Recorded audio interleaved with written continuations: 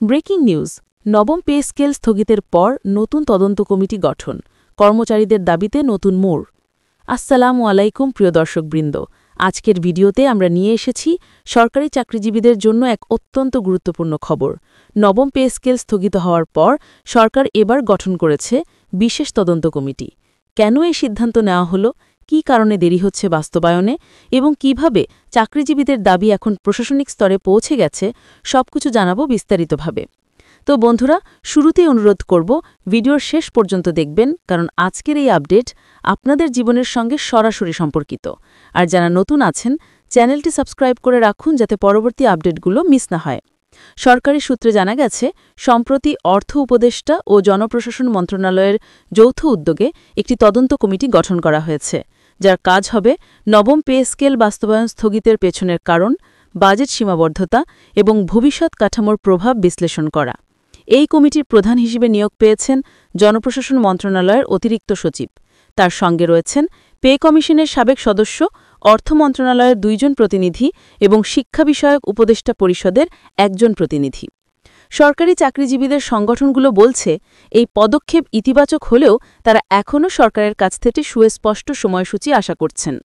বিভিন্ন দপ্তরে কর্মরত কর্মকর্তারা বলছেন, পে স্কেল কার্যকর না হওয়ায় তাদের আর্থিক পরিকল্পনা ভেস্তে গেছে। অনেকেই হাউস লোন, গাড়ি লোন বা সন্তানের শিক্ষার খরচ নিয়ে এখন চিন্তায় আছেন। একজন কর্মকর্তা বলেন, আমরা কোনো বিলাসিতা চাই না, শুধু ন্যায্য কাঠামো চাই যা আমাদের পরিশ্রমের সঙ্গে মানানসই। এদিকে শিক্ষক ও চিকিৎসক সংগঠনগুলো সরকারের দৃষ্টি আকর্ষণ করে বলেছে, দীর্ঘ প্রতীক্ষার পর ঘোষিত নতুন বেতন কাঠামো হঠাৎ স্থগিত করা অন্যায়। তারা চাইছেন সরকার যেন অন্তত আংশিকভাবে হলেও নতুন স্কেলের কোনো অংশ বাস্তবায়ন শুরু করে। অর্থ মন্ত্রণালয়ের কর্মকর্তারা জানিয়েছেন, বর্তমান বৈদেশিক মুদ্রার ঘাটতি, বাজেট ঘাটতি ও উন্নয়ন প্রকল্পে অতিরিক্ত ব্যয় এই সিদ্ধান্তে মূল কারণ। তারা বলেন, আমরা নতুন কাঠামো বাস্তবায়নের পক্ষে, কিন্তু আর্থিক ভারসাম্য রক্ষাই এখন অগ্রাধিকার। তবে বিশ্লেষকরা বলছেন, সরকারের এই যুক্তি আংশিকভাবে সঠিক হলেও হঠাৎ করে ঘোষণা প্রত্যাহার করা প্রশাসনিকভাবে সঠিক সিদ্ধান্ত নয়।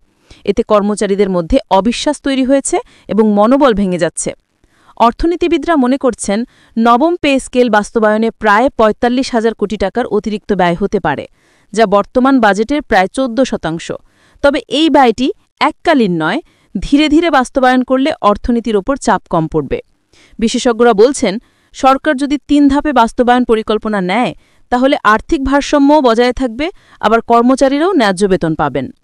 এদিকে কিছু সংগঠন ইতিমধ্যেই হাইকোর্টের রিট দায়েরের প্রস্তুতি নিচ্ছে। তারা বলছে, পে স্কেল ঘোষণা দিয়ে পরে তা স্থগিত করা আইনগতভাবে প্রশ্নবিদ্ধ। আইনজীবীরা বলছেন, সরকারের যদি এ বিষয়ে সুনির্দিষ্ট সিদ্ধান্ত না আসে, তবে আদালত নির্দেশ দিতে পারে যাতে সরকার নির্দিষ্ট সময়সীমার মধ্যে বাস্তবায়নের পদক্ষেপ নেয়। বিশ্বস্ত সূত্রে জানা গেছে, প্রশাসনের মধ্যেও এ বিষয়ে 2টি মতপার্থক্য তৈরি হয়েছে। এক পক্ষ বলছে, নতুন কাঠামো বাস্তবায়ন না হলে কর্মকর্তাদের কর্মদক্ষতা কমে যাবে। অন্য পক্ষের মতে, এখনই বাস্তবায়ন করলে অর্থনীতিতে ধাক্কা লাগতে পারে। তবে উভয় পক্ষই একমত, চূড়ান্ত সমাধান আদালতের নির্দেশ বা নতুন অর্থনৈতিক পরিকল্পনার মাধ্যমেই সম্ভব। সামাজিক মাধ্যমে ইতিমধ্যেই ট্রেন্ড করছে #পে স্কেল বাস্তবায়ন। হাজার হাজার সরকারি চাকরিজীবী, শিক্ষক, ব্যাংকার এবং স্বাস্থ্যকর্মী তাদের অভিজ্ঞতা জানাচ্ছেন।